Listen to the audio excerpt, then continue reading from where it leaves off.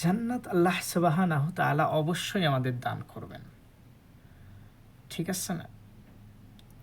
জান্নাত আল্লাহ সুবহানাহু তাআলা আমাদেরকে দান করবেন। তবে আল্লাহ তাআলার বিধি বিধানগুলো মানতে হবে।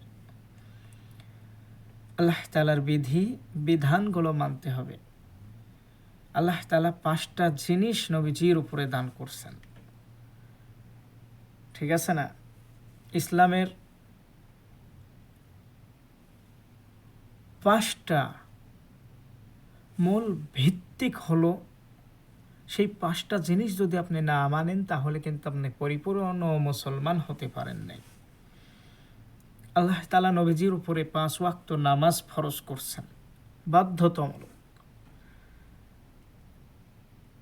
তারপর আল্লাহ তাআলা রোজা দিয়েছেন প্রত্যেকটা গরিব দুঃখী, সকলের জন্য, বড়লোক সবার জন্য আল্লাহ তাআলা এই সিয়াম ফরজ করছেন।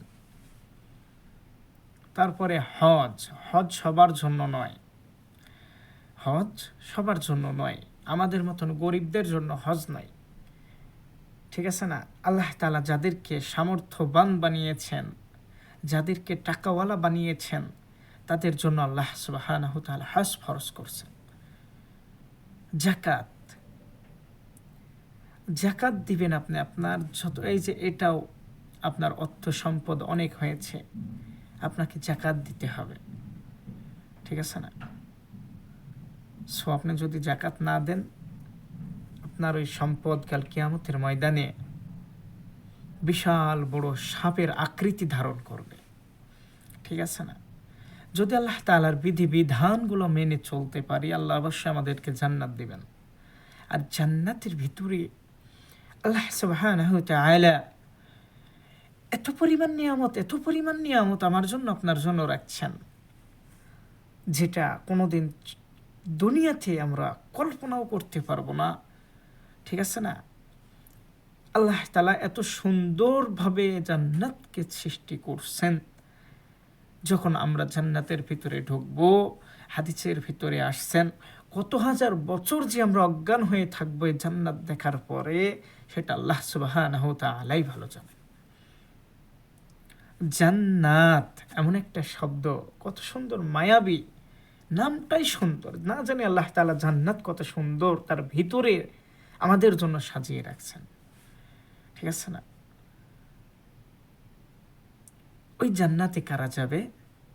যারা মুমিন, যারা আল্লাহকে ভয় করে চলেছে, যারা নবীর আদর্শকে মেনেছে, যারা আল্লাহ তাআলার পুরোপুরি বিধি বিধানগুলো মেনে চলেছে, আল্লাহ তাআলা খুশি হয়ে তাদেরকে যে জান্নাত দিয়েছে, তারা সে জান্নাতের ভিতরে থাকবে। আরামদায়ক জায়গা, সেখানে কোনো মৃত্যু নেই, শেষও নেই। মানুষ জান্নাতে যদি প্রবেশ করে, জান্নাত তোমার থেকে শুরু হবে, কোনোদিন শেষ হবে না। দুনিয়াতে তোমার শুরু আছে, শেষও আছে। জান্নাতে যখন যাইবে, জান্নাতে শুরু আছে, কখনো শেষ হবে না, মৃত্যু আসবে না। ঠিক আছে না? আল্লাহ তাআলা এত সুন্দর একটা জান্নাত তার বান্দার জন্য রাখছেন। প্রত্যেকটা বান্দার জন্য আল্লাহ সুবহানাহু তাআলা কি করছেন? জান্নাত রাখছেন। সো জান্নাতের কাজ যদি আপনি না করে যাইতে পারি, তাহলে তো জান্নাতে যাইতে পারবো না। এই যে দুনিয়াতে যেমন আল্লাহ একটা জান্নাতের, ঠিক আছে না, এমন একটা পানি আল্লাহ সুবহানাহু তাআলা দান করছেন, যে পানিটার নাম হলো জমজম পানি। পৃথিবীর বুকে যত বড় বড় গবেষক, সায়েন্টিস্ট আছে, তারা এই জমজম পানিকে পরীক্ষা করে দেখে, এর চাইতে বিশুদ্ধ পানি আর দুনিয়াতে হতে পারে না। এই জমজমের পানিটা আল্লাহ সুবহানাহু তাআলা কোথা থেকে আসছেন, আল্লাহ দিচ্ছেন কোথা থেকে? হাদিসের ভিতরে নবীজি বর্ণনা করেন যে একদম হাউজে কাউসার থেকে এই জান্নাতের পানিটা সরবরাহ হয়। চিন্তা করছেন আপনি, দুনিয়াতে হাউজে কাউসারের সাথে যে পানির সাথে সম্পর্ক, সেই পানি আমরা দুনিয়াতে পাচ্ছি এবং খাচ্ছি আলহামদুলিল্লাহ,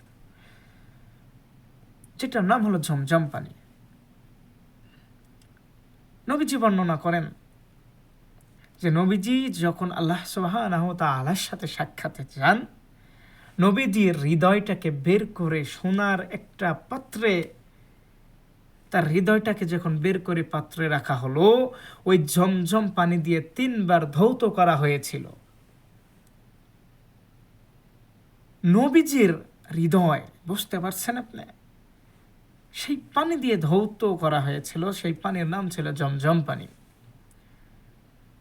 দুনিয়ার সাধারণ পানি দাঁড়িয়ে খাইলে নবীজির শানে বিয়াদবি হয়, নবীজির সুন্নতের খেলাফ হয়। সো জমজম পানি দাঁড়িয়ে খাওয়া সবচেয়ে উপকারিতা। যে কোনো রোগের একটা নিয়ত করে আপনি জমজমের পানি খাইবেন, আল্লাহ তাআলা আপনাকে শেফা দান করবে, ঠিক আছে না? জমজমের পানির এত পরিমাণ মূল্য আর এত পরিমাণ দাম, দেখো আজ থেকে কত শত বছর আগেকার জমজমের পানি এখন পর্যন্ত শেষ হয় না। আল্লাহ সুবহানাহু ওয়া তাআলার অর্ডারে বের হইতেছে, কোনো শেষ নেই। এই জন্য সকল ক্ষেত্রে আল্লাহ সুবহানাহু ওয়া তাআলার গুণগান করব, আল্লাহ তাআলার শুকরিয়া আদায় করব। আল্লাহ তাআলা যে বিধি বিধানগুলো আমাদেরকে দিয়েছেন, আমরা সেগুলো মেনে চলার চেষ্টা করব ইনশাআল্লাহ। মরার পরে সুখ আছে ভাই, তবে আমলওয়ালাদের সুখ হবে। বেনামাজিদের সুখ দুনিয়াতেও নেই, আখিরাতেও সে পাবে না, আযাবে গ্রেফতার হবে। আর যারা দুনিয়াতে আল্লাহর হুকুম মানতে গিয়ে লজ্জিত হয়েছে, অপমানিত হয়েছে, আল্লাহ তাআলার বিধান মানতে গিয়ে তাদেরকে হেস্তনেস্ত করেছে, ওলামা ইকরামদেরকে জেলে পর্যন্ত যাইতে হয়েছে, তাদেরকে এত নির্যাতন করা হয়েছে, তারা যদি মরার পরে আল্লাহ তাআলা যদি তাদেরকে খুশি হয়ে জান্নাত দেয়, তারপর থেকেই তো তারা সুখে থাকবে।